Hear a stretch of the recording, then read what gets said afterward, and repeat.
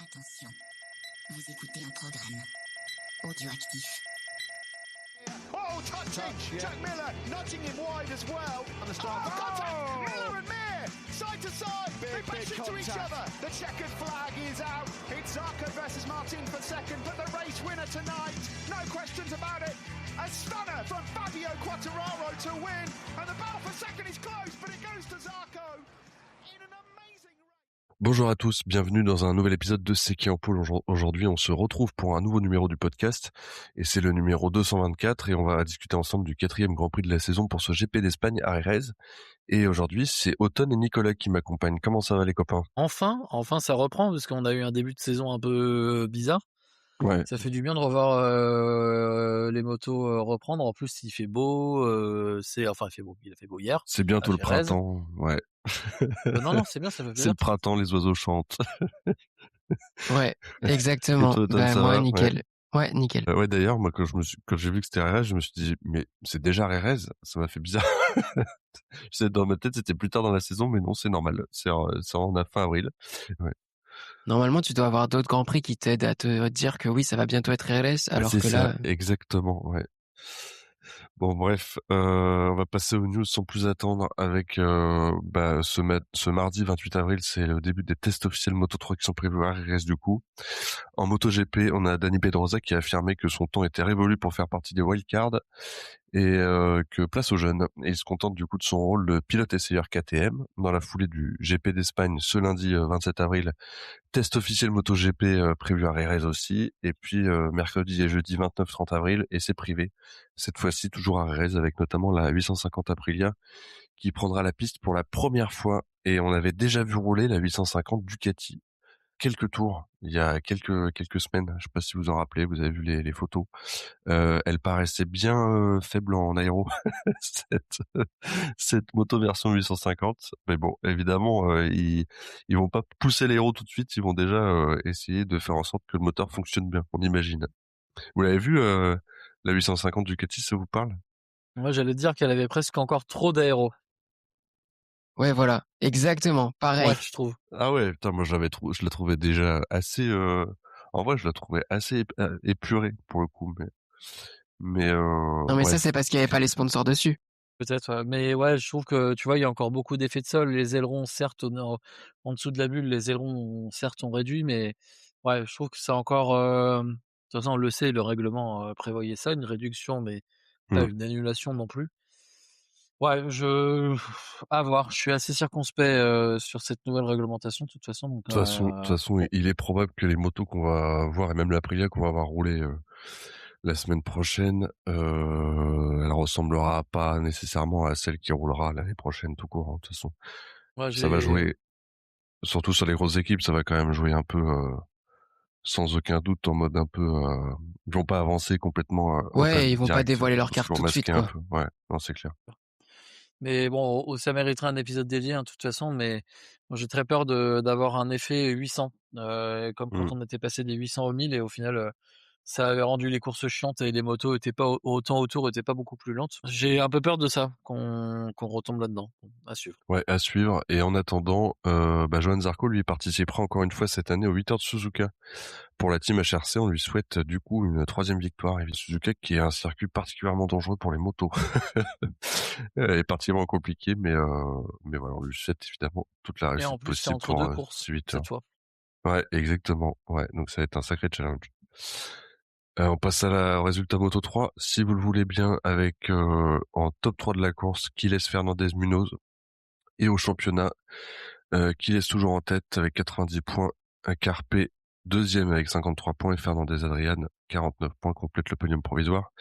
S'en suivent Perron Morelli, Pratama, Pini, Almanza, Yorarte, Munoz. Voilà, j'ai fait le top 10, c'est déjà pas mal. Quiles 2 victoires, 2 fois deuxième. Mais ouais, très très bon résultat. Déjà 43 points d'avance sur le deuxième. C'est bien parti, en tout cas. Qui laisse, c'est un peu la force tranquille, j'ai l'impression. Il accélère un peu quand il veut, il gère la course tranquillement et ça donne vraiment cette impression-là en fait, il est confort, quoi, et qu'il peut pas lui arriver grand-chose finalement. Ouais, ils prenaient des trajectoires que les autres prenaient pas tellement. Je sais pas si vous vous souvenez, mais genre, ils sortaient très large sur des vibreurs et donc des zones où ils dépassent pas les limites de la piste parce que c'est pas en bleu, pas en vert, mais il passait tout le temps large à ces endroits-là. Donc on se disait: «Mais c'est bizarre, les autres font pas ça». Il a l'air, très sûr de lui, en tout cas. Que ça l'empêche pas de terminer devant, hein. Parce Ouais, que c'est ça. c'est vrai que souvent les vibreurs, souvent, c'est parfois évité surtout en moto, mais là ça l'empêche pas de finir devant, donc c'est que c'est efficace. On peut pas dire le contraire. Du coup, fin de course, intéressante avec le trio Munoz, Fernandez et Morelli, qui nous ont fait un dernier tour, vraiment pure Moto 3 quoi. Il y a pas d'autre mot. C'était vraiment chouette de les voir se battre et puis Munoz de retour après, 2 GP absent du coup et puis, déjà sur le podium et qui se bat pour la victoire. David Munoz, ce qui est fou, c'est qu'il a aucune course dans les pattes. Enfin, son équipe disait qu'il avait fait seulement 6 tours d'affilée depuis qu'il était revenu de blessure. Ouais. Jamais fait plus que 6 tours d'affilée, donc il était vraiment il allait découvrir pendant la course, quoi. Et en plus, il s'est retrouvé en bagarre avec Adrian Fernandez, qui est la personne à cause de qui, entre guillemets, il est tombé et il s'est cassé le fémur. Il a eu 6 opérations à son fémur cassé. D'abord parce qu'il y avait la fracture, ensuite parce qu'il y a eu des infections. La dernière chirurgie, c'était il y a 2 semaines. Et là, il se retrouve en piste contre Adrian Fernandez et il se bat jusqu'au dernier tour. C'était très chaud et du coup, on comprend pourquoi aussi. C'était pas juste sur la piste, mais il y avait une histoire derrière. Et bon, je suis un peu déçu que Adrian Fernandez ait fini deuxième, mais je suis surtout déçu pour Marcos Morelli parce que s'il avait fait un départ un tout petit peu meilleur et s'il avait pas pris large dans les premiers tours, il aurait forcément été en lutte pour le podium. Effectivement, Nico, un petit mot sur tous ces pilotes dont on vient de parler en Moto 3? En tout cas le top de cette course. Oui, donc effectivement, ouais, Munoz, une très beau retour. Il a su jouer des coudes aussi, on l'a vu en fin de course. Très belle fin de course, hein, d'ailleurs, on recommande de la voir en replay pour ceux qui n'ont pas pu la voir parce que vraiment ça vaut le détour, quoi, ça mérite d'être regardé. Et Yes. ouais, non, Munoz, très impressionnant. Ça fait partie, je pense, des pilotes à qui la trêve forcée a fait du bien parce que finalement, il ne loupe entre guillemets que 3 courses. C'est clair. Il aurait pu en louper beaucoup plus. Morelli bien et Pratama, le dernier débrief, on parlait de Pratama qui avait la vitesse mais qui n'avait pas concrétisé, je crois, parce qu'il était tombé à la dernière course. Là, il finit 6e, c'est très bien pour ce pilote, Honda Team Asia. Donc ouais et puis effectivement, on voit que les Honda, se battent un peu plus sont un peu plus près des KTM. Morelli, rookie chez Aspar 4e. Déjà sur le podium au Brésil, Pratama 6e, Rios, Pratama on en a rapidement parlé, Rios 9e. Les rookies en forme aussi, hein. On parlait de Sacré Morelli, bah ouais, c'est le rookie le plus impressionnant, je trouve. Il est très très fort, surtout dans le rythme en fin de course. Ça s'était déjà passé comme ça au Brésil où il a failli revenir sur Quiles et le devancer sur la ligne d'arrivée. Et là, il s'en est fallu de peu. Je pense que bon, pour Quiles, il était trop loin parce qu'il a réussi, il a senti le truc venir et il s'est échappé au bon moment. Mais en tout cas, pour que Morelli finisse sur le podium, il aurait juste suffi d'un tour en plus, même pas, et je pense qu'il les dépassé. Ouais, bah, il y a 40 millièmes avec Munoz, du coup, à Ouais, ouais, l'arrivée. Donc sur effectivement, la c'est pas ligne, beaucoup. après, ça a fait photo finish. Parce que Ouais. forcément, Munoz et Fernandez se sont un peu gênés, on va dire, pendant le dernier tour. Mmh. Des Honda avec Fernandez et Pratama qui sont assez proches de KTM, ce qui était moins le cas les années précédentes. Il y a encore beaucoup de chemin à parcourir évidemment, mais Surtout en vitesse c'était à de pointe, signaler les pour ce Honda. week-end. Et puis dommage pour Perronnet qui s'est fait un peu secouer dans tous les sens, mais ça va finir peut-être par tourner en sa faveur, on verra bien. Et puis pour finir, la grosse déception, c'était Guido Pini, du coup, qui termine pas la Dans les course graviers. et qui n'a fait que ouais, qui termine la course dans les graviers. Exactement, ouais. Et Au bout de 12 minutes. au Mmh. championnat, duel intéressant à voir. On en a qu'à la 4e course, mais duel intéressant d'Argentin parce qu'on a Perronnet et Morelli Ouais. qui se tiennent en 2 points seulement. 47 à Perronnet et 45 pour Morelli, donc ça va être Ouais, intéressant entre les 2. Ouais. c'est des Argentins de Barcelone, mais c'est des Oui. Argentins. Oui, voilà, oui, c'est ça, c'est des Argentins entre guillemets, mais oui, oui. toute façon, on les aime pas les Argentins, je rappelle, hein. Non. Depuis 2022. Ouais, on n'oublie pas. On n'oublie pas.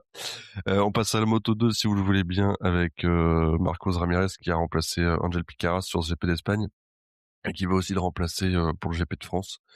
Pour MSI Racing, l'absence de Piqueras sera probablement plus longue encore, mais Alberto Ferrandez devra partir de la pit lane comme pénalité suite à l'accident qu'il a causé envers Piqueras et Salatch au Grand Prix des États-Unis il y a 1000 ans. Voilà. À la course, ça donne le podium Adjus González Ferrer. Et puis Anjou, j'en parle évidemment 13e malheureusement. Et puis au championnat, González toujours en tête avec 59 points et demi, suivi par Agius, et Guevara complète le podium provisoire de ce championnat avec 45 points. Et juste derrière, on a Vietti avec 43 points. Voilà, vous voulez commencer par parler de qui sur cette course Moto 2? Moi, j'aimerais bien parler d'Alonso en premier. Pour moi, Alonso, pour moi, c'est l'homme de la course, même s'il gagne pas. Il fait un départ catastrophique. Au replay, on n'a pas trop vu. Et alors, est-ce que il avait oublié de mettre la première avant de partir? Bon, ouais, en fait, il a expliqué après la course. Il a dit qu'il était arrivé sur la grille, il avait enclenché la première, mais pas assez fort pour qu'elle rentre. Et du coup, il était resté au point mort au moment où il y a eu le départ. Et donc, il s'en est rendu compte, il a vite mis la première, il est parti, mais forcément, il a perdu beaucoup de terrain là-dessus. Et Guevara, qui était juste derrière, a dû le contourner. Enfin, c'était chaud. Ouais, il a eu chaud, mais il part très loin. Il se retrouve 15 ou 16e, je crois, au premier virage. Et il fait une fin de course extraordinaire où il termine tout près il est qu'à 9 dixièmes, même pas du troisième, avec des chronos stratosphériques. C'était le seul à maîtriser le tendre et à rouler dans les chronos des meilleurs, qui étaient dans une gomme un cran plus dur. Et non, il fait une course, Alonso, c'est extraordinaire. C'est vraiment dommage. Il perd du temps sur le départ, il se retrouve avec Eskrig qui le met un peu en dehors, mais voilà, c'est impressionnant. En rythme, il était vraiment impressionnant ce week-end. Ouais, je suis d'accord. Ouais, ça peut déclencher quelque chose, hein. Bah, en tout cas, Parce que je pense c'est qu'il un va talent vouloir se pire aussi, racheter, hein. ouais. Bah, je pense qu'il va vouloir se racheter. Il était hyper triste, déçu pour son équipe, quasiment en pleurs au moment des interviews après la course. Et bah, on voit que même quand il lui arrive des choses comme ça, depuis le début de la saison, il n'a pas trop été épargné par la malchance, on va dire. Mais non, je pense que il peut enclencher une dynamique positive pour se refaire, et à ce moment-là, il sera très dur à arrêter, quoi. Là, Senna Adius, il montre que il est très très fort sur ce circuit dans le freinage du virage d'Ani Pedrosa. Donc l'épingle au bout de la ligne droite, il était beaucoup plus fort que les autres, et je pense que vraiment il était imprenable, à part pour González, enfin à part pour Alonso et pour Baltus, Ouais. mais qui n'a pas réussi à rester sur ses roues. Ouais, et deuxième victoire consécutive pour Adjus, du coup, qui avait déjà gagné aux États-Unis après 0 points en Thaïlande et au Brésil. Donc là, il passe Consécutive, direct mais deuxième au championnat. après 2 mois d'écart. Ouais, c'est ça. Ouais, c'est ça. Ça fait toujours bizarre. C'est vraiment cette trêve, elle a été interminable, quoi. Je sais pas. C'est comme Je me Marco répète, Bezzecchi mais qui a gagné 6 courses d'affilée, mais il y a eu l'intersaison entre les deux, quoi. oui, c'est ça. Oui, ouais, c'est ça, exactement. Ouais. Exactement. Parlons de Baltus, du coup, qui était très rapide en essai, mais du coup, début de saison difficile, il fait 14-14-6. Et là, une chute. De toute façon, Barry Baltus, c'est triste à dire, mais il commence à se faire vieux, non? Ça fait un moment qu'il est là, hein. Non, je trouve je, pas. Non, je il est crois pas pas si qu'il soit vieux? si vieux que ça. Non. Attendez, je vais vérifier ça Mais il immédiatement. est arrivé, en fait, il est arrivé Mais très jeune en Moto 2 parce qu'il était déjà très grand, il pouvait pas rester en Moto 3. ouais, C'est pour ça 2015, c'est vrai. Il a que Mais 21 ans, autant pour ouais, moi. c'est ça, c'est qu'il est arrivé jeune, il a passé peu de temps en Moto 3. Oh là là. Et par contre, oui, effectivement, c'est vrai qu'il a pas un début de course, un début de saison, pardon, facile. Très loin de là, même. Donc, ouais, à suivre pour notre Belge, mais ouais, c'est compliqué quand même pour lui. Moi, j'ai prédit Ouais, c'est qu'il ça. allait gagner au Mans et que tout serait pardonné. Ah. Et Ce ben on serait beau. prend le rendez-vous automne, il y a pas de souci. Lopez et Canet par terre, début de saison cata pour Canet, qui avait même pas réussi à se qualifier pour la Q2 de mémoire. Ouais, bah après, moi tout le monde, je pense que les gens commencent à connaître mon amour pour Aaron Canet, hein. Finalement, ce n'est que la révélation de la supercherie qui est Canet. Carrément. Ce gars ne fera jamais rien. Il va squatter la grille du Moto 3 jusqu'à la limite d'âge, soit 50 ans. Et voilà, non, il faut arrêter avec Canet. En fait, c'est juste que voilà, il va aligner 3 ou 4 courses correctes pendant la saison. Il y a plein de pilotes il y a plein d'observateurs du paddock qui vont se dire ah quand même Canet il est talentueux. Bah oui, mais tout ce qu'il sait faire c'est ça, c'est faire 3-4 courses correctes dans la saison et puis terminer quoi. Ah ouais. Ah ouais non mais Canet, Ça tire ouais, à balles réelles sur Canet là. ah bah Canet, je comprends pas que ce gars que je comprends pas comment ce gars a toujours. Mais en fait, si, en fait, je comprends comment ce gars a toujours eu des bons guidons parce qu'il a toujours eu 3-4 courses dans l'année où il est bon, où tu vois, tu dis ah il va peut-être faire un podium au championnat, mais en fait non, c'est jamais le cas. Et du coup, il arrive à séduire du team manager comme ça et voilà, donc il a toujours des bonnes motos. Mais enfin, faut arrêter avec Canet quoi. C'est Il un a peu 1000 le ans Vinales de Canet. Moto 2, c'est ça? Mmh. Le Bon, et sinon, si on parlait de Manuel Gonzalez, Ouais, c'est mieux. Ouais, Gonzalez parce du que coup 3e podium de la saison, ouais. Toujours dans le top ouais, c'est 5 ça, et puis leader du championnat. il fait pas trop de bruit, mais en attendant, il prend Non. les points et il est raisonnable. Bon, peut-être un peu trop raisonnable parce que je me suis demandé s'il était pas en train de calculer pour le championnat en n'allant pas chercher son coéquipier, et calculer pour le championnat, ça lui a pas trop réussi par le passé. Ouais, Non, ouais, c'est encore c'est vrai. long. Hein. C'est encore long, il reste 18 courses. Hein. C'est encore long, mais voilà, après, c'est à l'image aussi du pilote qu'il est, de quelqu'un de très réfléchi et pas quelqu'un d'impulsif. Bon, pour l'instant, effectivement, c'est vrai qu'il est toujours là, toujours placé. C'est pas forcément brillant, mais c'est pas non plus sa marque de fabrique. C'est plutôt Ouais. quelqu'un d'assez, voilà, d'assez régulier, discret et toujours bien placé. Mais attention à son coéquipier parce que Ouais. on voit dans toutes les catégories un TecGP ça bosse quand même très bien. Senaju c'est sur une pente ascendante. En plus, il a le vent dans le dos, disons. Est-ce qu'on parle de lui on parle de lui en MotoGP pour Ouais. remplacer notre bon Jack Miller. Mmh. Donc ouais, il va falloir se méfier de son voisin de boxe, clairement. Je voulais parler de forward du coup parce que S-Krieg nous fait un top 9 sur la course, un résultat intéressant encore pour ce constructeur du coup. C'est le seul qui Devant arrive à l'armée tirer de quelque chose de Calex. la moto, quoi. Ouais, c'est ça. Mais voilà, c'est pas inintéressant. Alors au championnat, il est aussi top 8. À suivre aussi, évidemment. Alors passons au MotoGP si vous le voulez bien avec Maverick Vinales qui avait déclaré forfait après la première séance du vendredi aux USA le mois dernier. Bah, il avait toujours pas remis de l'opération qu'il a eue et il devrait être de retour seulement au prochain GP au Mans. Paul Espargaro devait le remplacer mais il est blessé également. Tech 3 n'a donc eu que Bastianini sur la piste ce week-end. Et puis Savadori pour Aprilia et Augusto Fernandez pour Yamaha étaient wildcard sur ce Grand Prix d'Espagne. On va commencer par le classement de la course sprint avec une course assez folle et heureusement qu'il y en a une au moins des deux qui était folle parce que bon la course du dimanche on peut pas dire que c'était fou. Donc course folle avec la pluie qui se met à tomber à 6 tours de la fin, les pilotes qui rentrent pour changer de moto à 4 tours de la fin et des chutes dans tous les sens dont Marquez qui finira par gagner, Bagnaia et Morbidelli qui étaient en dehors du top 10 avant la pluie finissent sur le podium. Et à signaler la chute de Joan Mir évidemment. Et donc la course GP était beaucoup moins intéressante avec la victoire indiscutable d'Alex Marquez qui avait un rythme vraiment au-dessus de la concurrence devant Bezzecchi qui engrange des points et Di Gianantonio finit 3e et Marquez a chuté du coup ce qui devrait faire plaisir à Ophélie.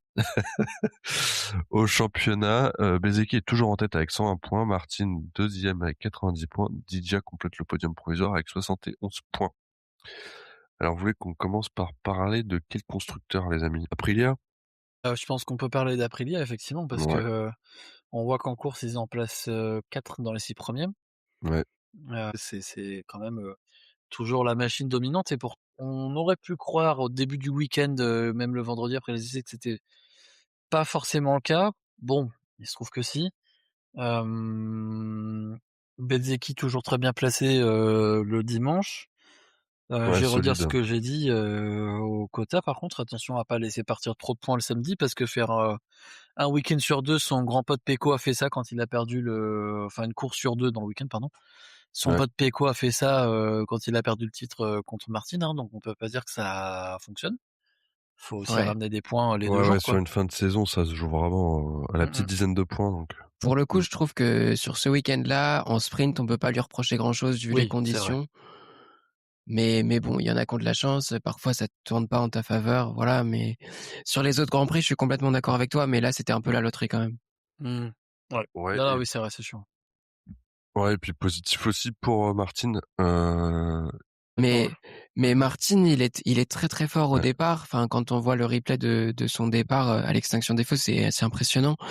Par contre, il arrive pas à garder le même rythme toute la course et il arrive pas à économiser ses pneus pour rester constant, ce que Bezzecchi arrive très bien à faire. mm. C'est quand même positif pour Martin, je pense. Mais bon, après, il doit se mordre les doigts quand même parce qu'il va passer de l'Aprilia à une Yamaha qu'on connaît pas trop pour l'année prochaine, quoi. Ouais, ça va être, ouais, bref, Mais bon, on va pas en on reparler. sait pas ce que ça va donner, quoi. Non, Mais non, en c'est tout cas, clair, on sait pas oui, non plus ce que l'Aprilia va donner l'année prochaine. Enfin, du coup, bah, c'est comme ça. on dit, on sait pas on sait ce qu'on perd, on sait pas ce qu'on gagne. Mais bon, après, non. je dis ça sans méchanceté pour lui, mais les errements de management, il y a un moment où ça se paye. Ouais. Et Mm. Mais dans l'autre sens, je pense que Aprilia sera pas déçu de ne plus avoir Martin comme pilote parce que vu toutes les chutes qu'il leur fait à casser du matériel, pneus froids, où ils rentrent juste en piste, où ils rentrent juste pour une séance, bon, Ouais. je pense, ouais, c'est vrai que ce ça week-end, il a quand même cassé pas mal de matériel. mmh mh. Un petit mot de Fernandez et Ogura, toujours pour parler d'Aprilia, qui font un bon week-end sauf la sprint. Ogura qui finit toujours très très fort les fins de course, hein. C'est assez dingo. Un très beau dépassement sur son coéquipier. Je pense que dans la team Tracous, ça devait transpirer un peu sur la fin de course, parce que Ouais, c'est clair. ça se tirait un peu la bourre. Mais ouais, Ogura, enfin, j'allais dire beaucoup de maturité, mais moi, c'est ça qui, enfin, pour réussir à gérer autant bien ses pneus sur la fin de course, c'est Ouais, quand même c'est clair. intéressant, quoi. Bon, par contre, Mmh. pour la sprint, petit loupé de son côté, il Ouais, avait oublié qu'il y avait 2 motos et qu'il y en avait une c'est chaussée de ça. pneus pluie qui l'attendait dans le box. Mais je sais pas, enfin, en même temps, il est super honnête, tu vois? Il est très sincère parce que si un autre pilote avait fait ça, je pense qu'il se serait un peu gardé de le dire. Il aurait Ouais, trouvé une excuse bidon, ouais, Ouais, il aurait fait preuve de mauvaise foi comme les pilotes savent bien le faire. Mais ouais, non, c'est vrai que ce qui est intéressant, je trouve, avec, Ogura, il le montrait déjà en Moto2, c'est que c'est un pilote qui est très intelligent. Il attaque pas n'importe comment, il est jamais, en tout cas rarement en cata, quand il attaque. C'est un très, très bon gestionnaire de pneus. Là aussi, il le montrait déjà en Moto2 où, il était souvent très bon en fin de course. Et c'est ce que David Ebrivio avait vu chez lui. C'est que c'est quelqu'un qui avait un style qui se prêtait justement au MotoGP, pardon. ouais. Et ça, on le voit il est très performant. Il lui manque encore un petit truc en plus, pour être, régulièrement, top 5 podium, mais c'est quand même, il aime toujours une progression lente et à suivre quand même. Ouais, c'est intéressant. je pense que c'est à la fois un peu de rythme en qualif, pour se qualifier un tout petit peu mieux et surtout de l'agressivité en début de course. Mais la limite, c'est très fin entre, trop Non, c'est d'agressivité en clair. début de course et faire comme Marquez et voilà, quoi. Ouais. On va pas parler de Marquez tout de suite, juste on va parler rapidement de Honda si vous le voulez bien, avec un week-end très intéressant aussi pour Zarco, qui était loin devant tous ses coéquipiers de la marque, hein, ce week-end. Mir, il marque enfin son premier point après avoir effectué 2 longues laps le dimanche, et puis, Moreira hors des points pour la première fois 17e. Ouais, enfin, je reviens à Zarco, mais top 5, alors déjà, il a failli claquer la pole, mais bon, les conditions étaient quand même un petit peu particulières, donc Mmh. est-ce qu'à la régulière, ce serait différent? Ouais, voilà, ça, on peut en Oui, discuter, mais en tout cas, sur le samedi, c'était intéressant, et même dimanche, j'ai trouvé, enfin, il avait gardé le top 5, il avait réussi à s'accrocher, à ce moment, il finit 7e au final. Il fait, 1re, moto japonaise d'ailleurs, 7e, ouais, ouais, et pour puis le bon, il y dimanche, mais avait intéressant, je trouve, quand même. ouais, je pense qu'il y avait pas grand-chose à faire face aux 2 Aprilia Trackhouse qui revenaient fort en fin de course. Mmh. Il a défendu la 5e place toute la course et il finit 7e, mais je pense qu'il peut être très très fier de sa performance. Il est loin devant, Luca Marini, qui a eu un aileron cassé, du coup ça l'a pas mal gêné pour la course.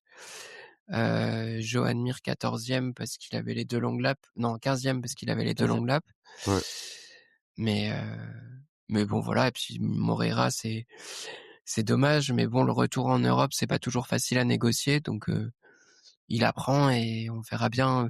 Moi j'attends de voir ce qu'il va faire à Barcelone, par exemple.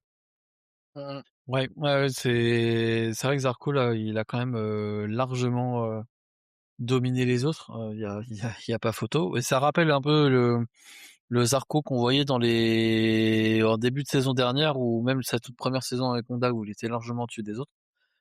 Hem et en fait, ça a aussi la preuve qu'une bonne qualif, ça change tout parce que tu chopes le bon wagon et en termes de rythme, du rythme que tu accroches, c'est plus du tout la même chose et là, c'est la parfaite démonstration de ça. Alors on va pas lui voilà, effectivement dans d'autres conditions, ça aurait été différent. Il n'aurait sans doute pas été 2e très loin de là.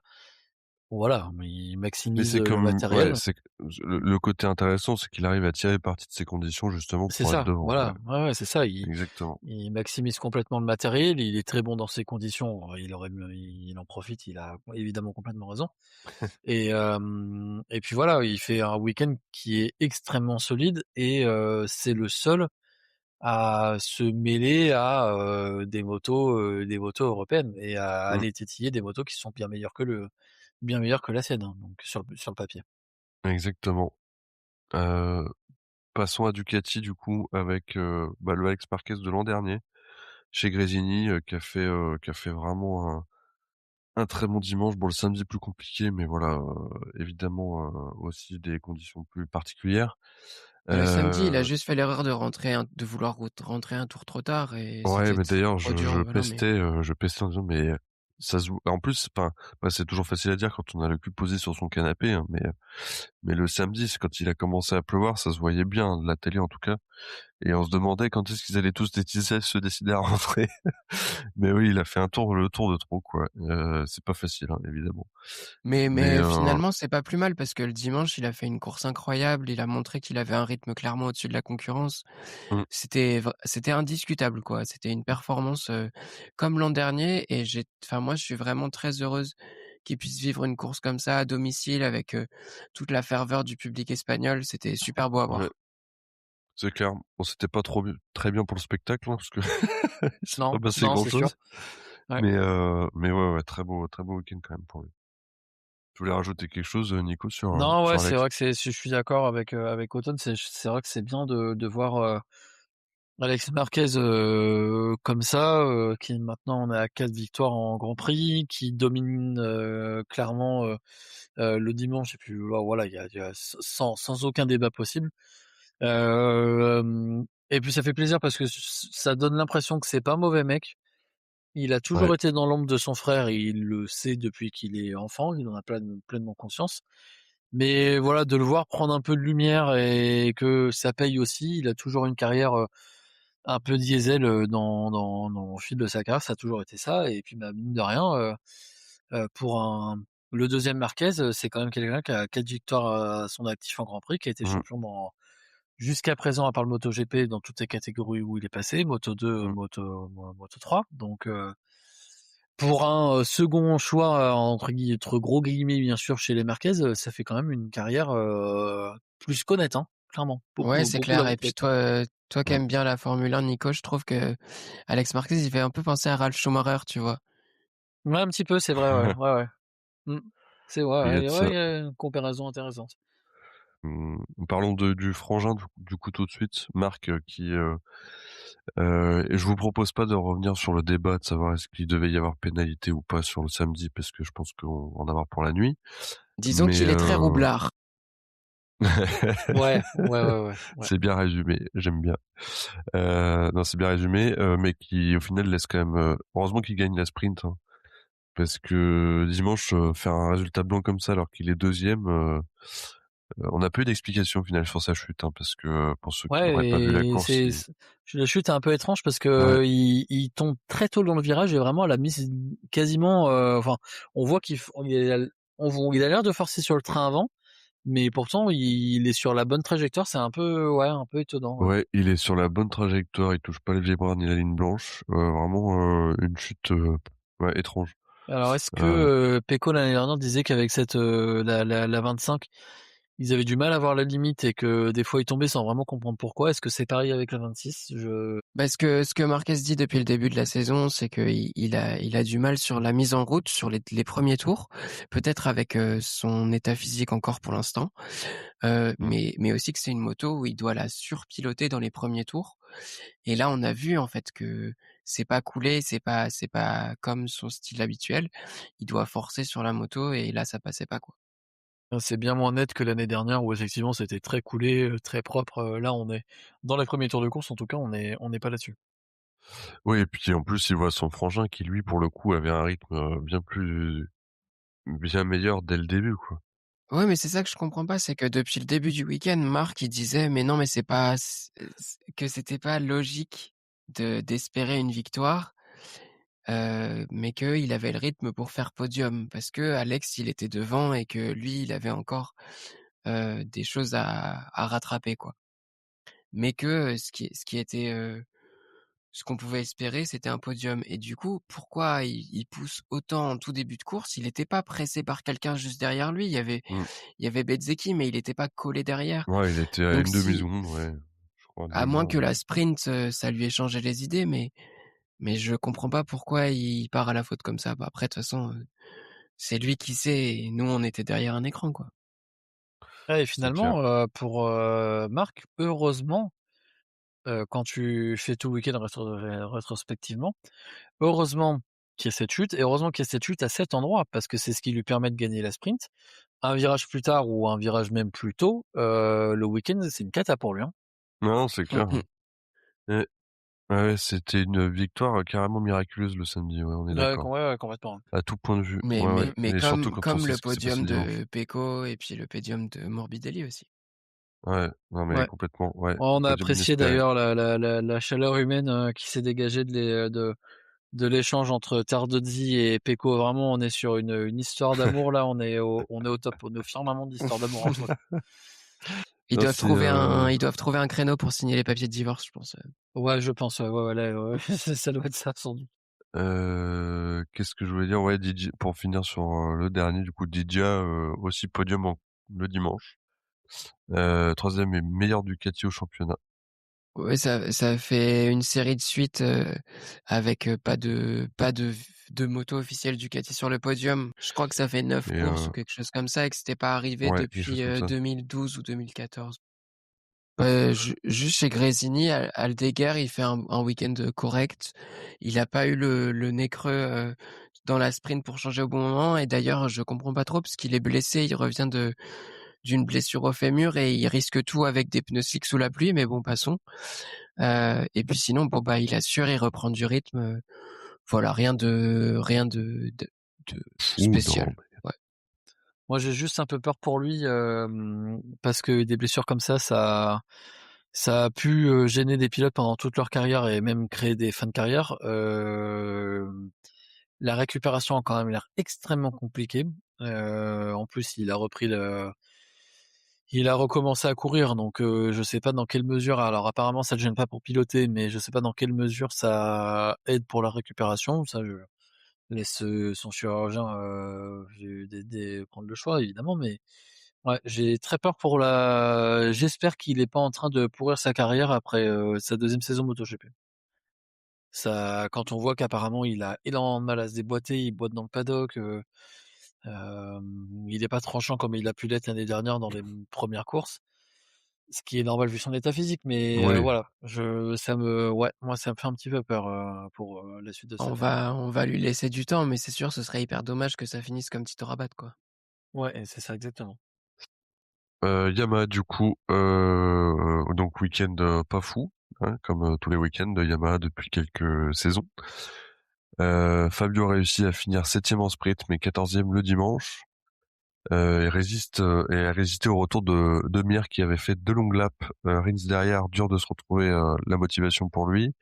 Miller avait une belle carte à jouer en sprint, mais bon, il chute. Et Toprak, il est toujours en train d'apprendre. Par contre, il est quand même aussi loin derrière, enfin toujours loin derrière le Toprak. Ouais, mais il avait 2 long laps, ou un long lap, je sais plus, C'est mais vrai, parce qu'il il a fait avait, tomber ouais, Savadori en sprint. Donc c'est exactement, aussi il pour avait un ça long qu'il est lap. aussi loin de Miller, je pense. Ça doit pas aider, on est d'accord. Mais non, Yamaha là, enfin, bref, y a pas de miracle quoi. On va pas dire Ouais, depuis 1000 ce ans. qui est Mais... fou, c'est que je sais pas si vous vous souvenez les déclarations de Fabio au Texas, où il disait j'ai hâte qu'on arrive en Europe parce que ça va mettre les choses au clair. Les Japonais vont voir qu'on n'est pas du tout dans le rythme qu'on avait la saison dernière et comme ça va les pousser à réfléchir autrement, quoi. Ouais, Et bah en fait la course elle vérifie juste ce que Fabio disait, quoi. Enfin c'est un peu cruel et froid, mais c'est la situation, quoi. Bah, c'est ça, c'est qu'on a tapé sur Fabio, quand il avait dit ça certains ont dit que c'était une erreur de communication, de parler comme ça de son équipe et cetera. Beh, oui, mais c'est la vérité. Ils sont nulle part. Ils terminent non. à 30 secondes sur une course de, combien? 25 tours? Quelque chose comme ça? Ouais, Ouais, il perd 1 seconde 2 au tour à peu près, 1 seconde 1, 1 seconde 2. C'est monstrueux. ouais, c'est bon, Ils ça. sont nulle part. Sur les 6 derniers, il y a 5 Yamaha. Mm. Enfin, de toute façon, on répète en fait de course en course, on répète Ouais, ce oui, qu'on a toujours dit. Malheureusement, un nouveau sous le soleil et puis ouais, c'est une cata, c'est une on cata, ouais. voit pas comment un miracle pourrait arriver cette saison pour Yamaha. Ouais. Je pense que faut pas perdre espoir parce que les conditions météo, ça peut quand même jouer. Et par contre, pour Yamaha, on peut juste espérer que les nouveaux pilotes qui arrivent, ça insuffle un nouvel élan et que toute l'expérience accumulée cette saison-là sur le nouveau moteur va leur servir pour concocter leur nouvelle moto et qu'elle soit moins loin des autres, quoi. Ouais, Ouais, que ça paye, ouais. Parce que si en plus leur nouveau proto est loin, là, ils ont perdu sur tous les tableaux, quoi. ouais, là, Ouais, c'est ça complètement. ça va être dur. Finissons par KTM du coup, avec Bastianini un peu plus fort que les autres, même si il peut pas échapper au problème de la moto. Hein. C'était un Ouais, week-end un peu ça plus en bougeait dedans. beaucoup. Il arrivait pas trop à rejoindre le point de corde. Alors toutes les KTM avaient du mal à tourner, j'ai l'impression.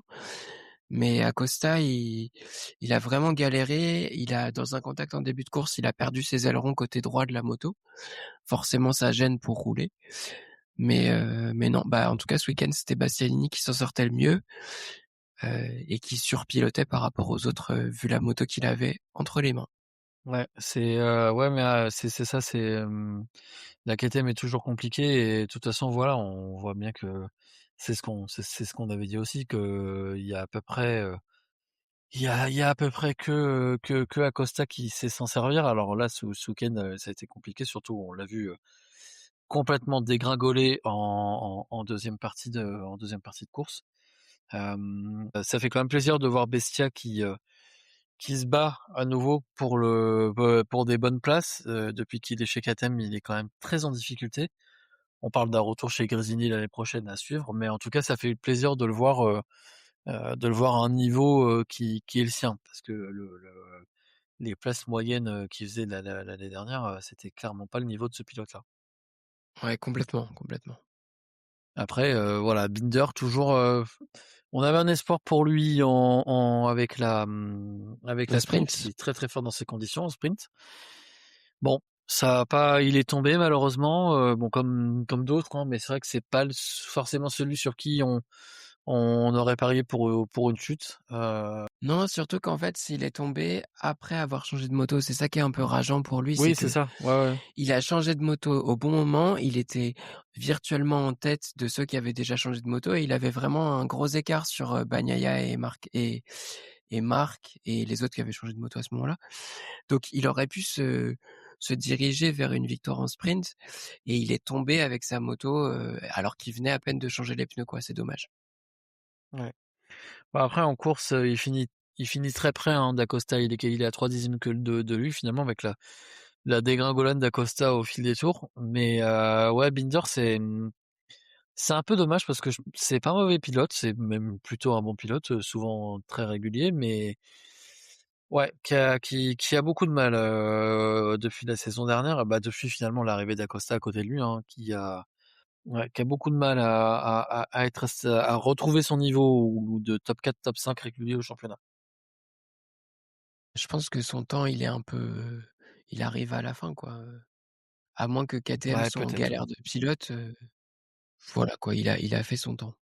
Et c'est tout pour nous aujourd'hui. On se retrouve dans pas si longtemps parce que il y a le Grand Prix de France au Mans qui arrive dans juste 2 semaines. Ça va passer vite par rapport au temps qu'on a attendu pour Jerez. Et puis si vous avez envie de nous retrouver entre-temps, on est dispo sur toutes les bonnes plateformes de streaming, sur YouTube. Si vous avez envie de parler MotoGP avec nous, n'hésitez pas sur Facebook, Discord et Twitter. C'était vraiment un plaisir de faire cet épisode avec toi, Nico. Et puis, Ouais, bah, plaisir à plaisir bientôt. partagé. À À bientôt bientôt. tout le monde. Ciao.